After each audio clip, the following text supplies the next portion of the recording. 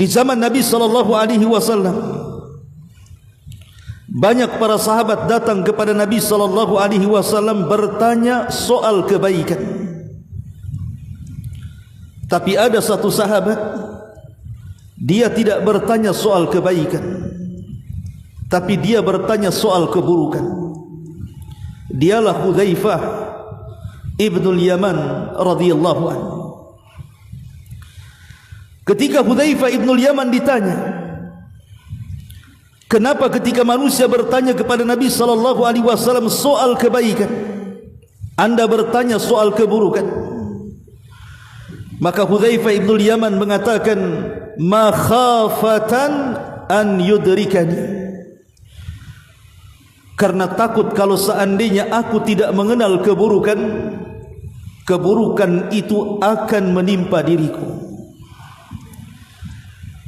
Begitulah seorang bijak mengatakan, araftu syarra la li syarri walakin litawaqqihi wa man lam ya'rifu syarra minal khairi fawaqa'a fi. Aku mengenal keburukan bukan untuk diamalkan, tapi aku mengenal keburukan biar mudah untuk ditinggalkan. Karena siapa yang tidak bisa membedakan mana yang baik mana yang buruk, boleh jadi mungkin dia terjerumus kepada keduanya. Ma'asyiral muslimin yang dimuliakan Allah Subhanahu wa taala, maka pada khutbah kali ini kita akan menjelaskan tentang manusia-manusia yang mereka terlaknat di sisi Allah Subhanahu wa taala. Celakanya, terkadang di antara mereka melaksanakan salat, mereka berpuasa, sebagian mereka melakukan sedekah, membaca Al-Quran, berzikir dan begitu seterusnya. Tapi mereka menjadi manusia-manusia yang dilaknat oleh Allah Subhanahu wa taala. Siapa mereka? Ma'asyiral muslimin yang dimuliakan Allah Subhanahu wa taala, para ulama mengatakan sebuah dosa apabila didahului dengan laknat Allah Subhanahu wa taala, maka dosa itu termasuk dari dosa-dosa besar, minal kabair. Dan arti laknat itu artinya seseorang dijauhkan daripada rahmat Allah Subhanahu wa taala dan didekatkan dengan azabnya. Tentu ini di akhirat. Dan di dunia orang-orang yang dilaknat Allah Subhanahu wa taala, mereka akan dijauhkan dari berkah, dijauhkan dari kebaikan dan taufik dari Allah Subhanahu wa taala. Makanya begitu ruginya orang-orang yang dilaknat oleh Allah Subhanahu wa taala. Ma'asyiral muslimin, jamaah Jumat yang dimuliakan Allah Subhanahu wa taala, disebutkan dalam beberapa riwayat tentang orang-orang yang dilaknat ini. Yang pertama disebutkan dari sahabat Ali radhiyallahu anhu, di mana Ali radhiyallahu anhu mengatakan, sami'tun nabiyya sallallahu alaihi wasallam yaqul, aku mendengar Nabi sallallahu alaihi wasallam bersabda, la'anallahu man la'ana walidayhi wa la'anallahu man dhabaha li ghairillah wa la'anallahu man awa muhditha wa la'anallahu man ghayyara manaral ardi. Kata Nabi sallallahu alaihi wasallam, Allah melaknat orang-orang yang melaknat kedua orang tuanya, dan Allah melaknat orang-orang yang menyembelih bukan karena Allah Subhanahu wa taala, dan Allah melaknat orang-orang yang melindungi para pelaku kejahatan, dan Allah melaknat orang-orang yang menggeser-geser batas tanah orang lain. Ma'asyiral muslimin yang dimuliakan Allah Subhanahu wa taala, lihat dalam hadis ini Nabi sallallahu alaihi wasallam menyebut 4 kelompok orang-orang yang dilaknat oleh Allah Subhanahu wa taala. Pertama kata Nabi sallallahu alaihi wasallam, orang yang melaknat kedua orang tuanya baik dia melaknat secara langsung ataupun tidak langsung. Secara langsung tentu kita ma'ruf, seorang anak mencaci maki orang tuanya, menghina orang tuanya, merendahkan orang tuanya. Tapi secara tidak langsung maksudnya apa? Kata Nabi SAW, seseorang melaknat orang tua orang lain, kemudian keluarganya tidak terima dengan laknatan kita, akhirnya dia melaknat orang tua kita. Jadi kita merendahkan orang tua orang lain, kemudian anak-anaknya tidak terima, kemudian melaknat orang tua kita. Itu sama dengan kita melaknat orang tua kita lewat lisan orang lain disebabkan kita. Maka anak-anak yang seperti ini, kata Nabi SAW, la'anallahu man la'ana walidayhi. Allah melaknat orang yang melaknat kedua orang tuanya. Dan ingat bahwa orang yang melaknat, maka laknat ini akan melesat ke langit.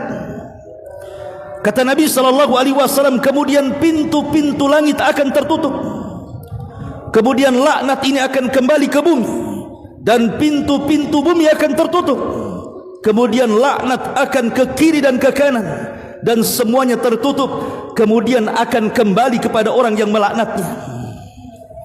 Ma'asyiral muslimin yang dimuliakan Allah Subhanahu wa taala. Ini yang pertama. Kemudian yang kedua, kata Nabi SAW, la'anallah man dzabaha li ghairillah. Allah melaknat orang-orang yang menyembelih bukan karena Allah Subhanahu wa taala. Karena yang menyembelih adalah sebuah ibadah, tidak boleh diberikan kepada selain daripada Allah. Allah Subhanahu wa taala berfirman, "Qul innas salati wa nusuki wa mahyaya wa mamati lillahi rabbil alamin." Katakan, sesungguhnya salatku dan penyembelihanku alias korbanku, hidup dan matiku hanya diserahkan kepada Allah Subhanahu wa taala. Dan Nabi SAW mengatakan, man dzabaha li ghairillahi faqad asyrak. Siapapun yang menyembelih bukan karena Allah, maka dia telah menyekutukan Allah Subhanahu wa taala. Betapa banyak kaum muslimin yang mereka menyembelih bukan karena Allah Subhanahu wa taala. Mereka menyembelih untuk pepohonan, mereka menyembelih untuk lembah-lembah dan lautan, mereka menyembelih untuk jin, seperti yang dilakukan para dukun dan paranormal. Maka semuanya dilaknat oleh Allah Subhanahu wa taala. Kemudian yang ketiga, la'anallah man awa muhditha. Allah melaknat orang-orang yang melindungi kejahatan. Maka saya nasihatkan dari sini, Anda yang berprofesi sebagai pengacara, hati-hati. Terkadang pengacara ini ketika mendapatkan klien, dia tahu kliennya jahat, dia yang bersalah, dia yang melakukan kefasikan, tapi demi uang dia melindungi, terkadang atas nama hukum. Maka Allah, Nabi SAW mengatakan, la'anallah man awa muhditha. Allah melaknat orang-orang yang melindungi orang jahat. Kemudian yang terakhir, Nabi SAW mengatakan, la'anallah man ghayyara manaral arda. Allah melaknat orang-orang yang menggeser-geser patok atau pembatas-pembatas tanah milik orang lain. Kalau seandainya menggeser tanah saja, mungkin tanah kita ditambah 1 jengkal tanah orang lain, atau 2 jengkal tanah orang lain, itu akan dikalungkan 7 lapis bumi yang kita ambil. Macam mana orang yang mengambil tanah 1 kapling, 2 kapling, 1 hektar, 2 hektar? Maka Nabi SAW mengatakan, la'anallah man ghayyara manara arda. Maka Allah melaknat orang-orang yang mereka merubah-rubah batas tanah. Ini hadis yang pertama. Kemudian hadis yang kedua, hadis dari Abi Hurairah radhiyallahu anhu. Hadis ini disahihkan oleh Syekh Nasiruddin Al-Albani rahimahullahu taala. Kata Nabi SAW, la'anallahu sab'atan min khalqihi min fawqi sab'is samawat. Allah melaknat 7 kelompok dari makhluknya, dan dilaknat dari 7 lapis langit di atas sana. Kemudian Nabi SAW menyebutkan 7 kelompok itu. Yang pertama kata Nabi sallallahu alaihi wasallam, mal'unun man amila qauma lutin. Mal'unun man amila qauma lutin. Mal'unun man amila qauma lutin. Rasul menyebut 3 kali, dilaknat orang-orang yang melakukan perbuatan seperti kaum Lut. Dilaknat orang-orang yang melakukan perbuatan seperti kaum Lut. Dilaknat orang-orang yang melakukan perbuatan seperti kaum Lut. Rasul mengulang 3 kali. Subhanallah. Hari ini banyak orang-orang yang terjerumus kepada laknat yang pertama ini.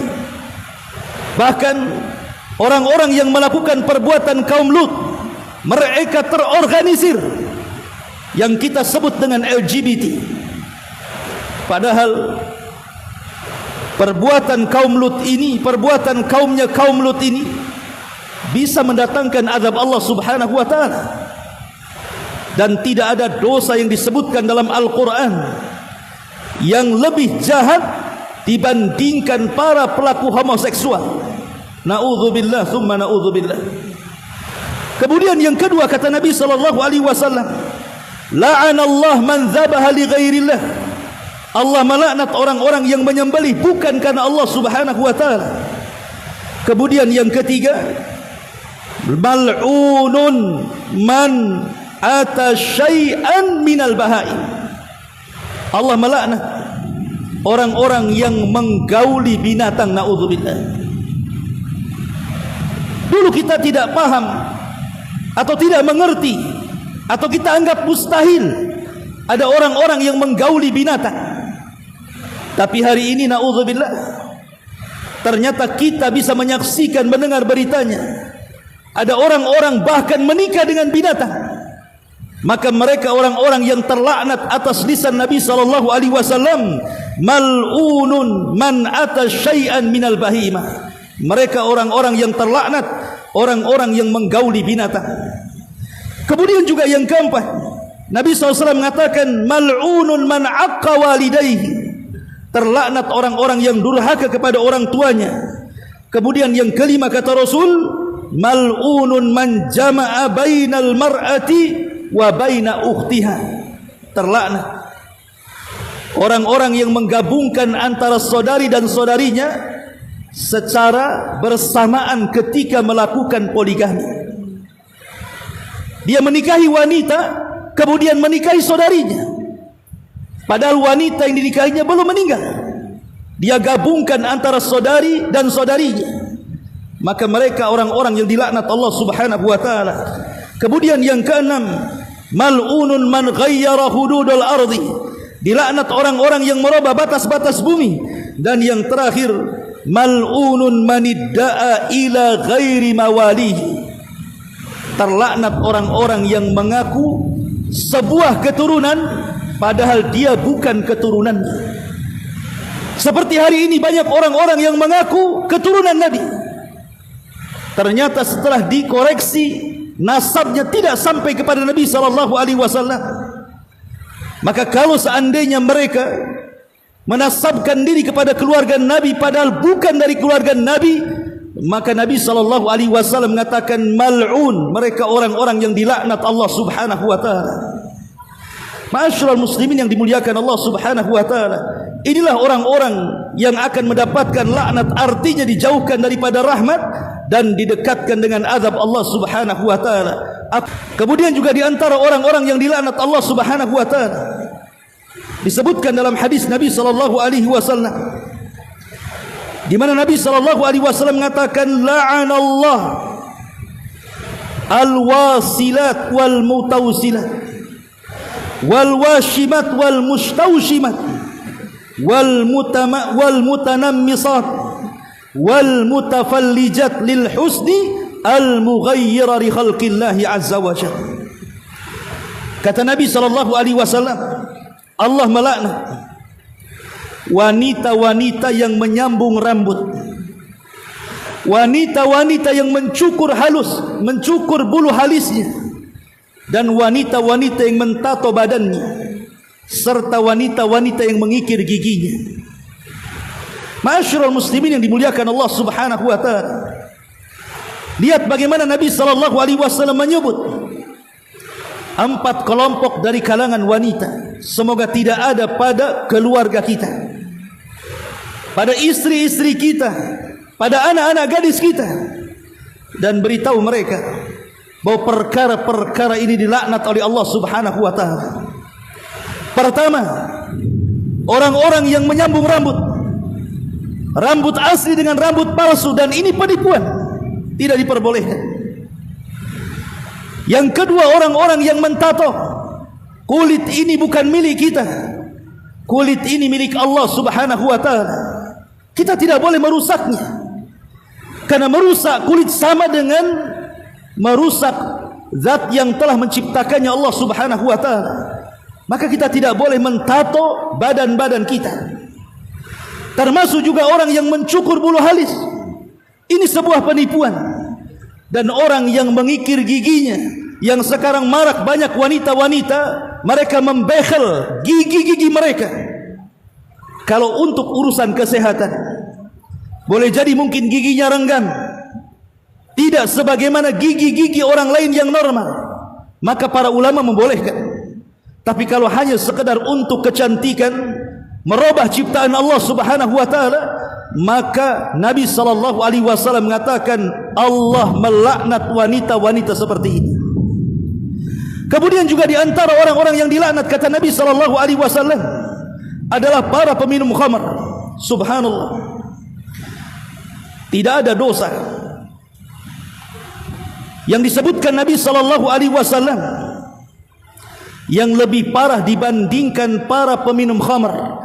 Karena setiap orang yang terlibat dalam khamar, maka mereka terkena dosanya. Perhatikan hadis Nabi sallallahu alaihi wasallam. La'ana Rasulullah sallallahu alaihi wasallam fil khamri asyratan. Nabi sallallahu alaihi wasallam melaknat dalam permasalahan khamr ini 10 perkara. Nabi sallallahu alaihi wasallam melaknat dalam permasalahan khamr, minuman keras ini 10 perkara. Kemudian kata Nabi sallallahu alaihi wasallam, asiraha wa mu'tasiraha wa syaribaha wa hamilaha wal mahmulata ilaihi wa saqiyaha wa ba'iaha wa akila thamaniha wal mushtari laha wal mushtarata lahu. Kata Nabi sallallahu alaihi wasallam, Nabi sallallahu alaihi wasallam melaknat dalam perkara khamar ini 10 perkara. Melaknat yang memerasnya, melaknat yang mengambil hasilnya, melaknat yang meminumnya, melaknat yang mendistribusikannya, melaknat yang memerasnya, melaknat yang menuangkannya, melaknat yang menjualnya, melaknat yang memakan hasilnya, melaknat yang membeli secara langsung, dan melaknat orang-orang yang membelikan khamar untuk orang lain. Na'udzubillah, semua sama. Semua dilaknat oleh Allah Subhanahu wa taala. Termasuk orang-orang yang memakan riba, orang-orang yang memberi makan riba, orang-orang yang mencatat riba, dan orang-orang yang menyaksikan riba. Kata Nabi sallallahu alaihi wasallam, semuanya dilaknat oleh Allah Subhanahu wa taala. Ma'asyiral muslimin yang dimuliakan Allah Subhanahu wa taala, dan banyak lagi perkara-perkara di mana orang-orang dilaknat oleh Allah karena dosa-dosa tertentu. Oleh karena itulah maka kita berlindung kepada Allah Subhanahu wa taala agar kita tidak termasuk orang-orang yang dilaknat oleh Allah Subhanahu wa taala.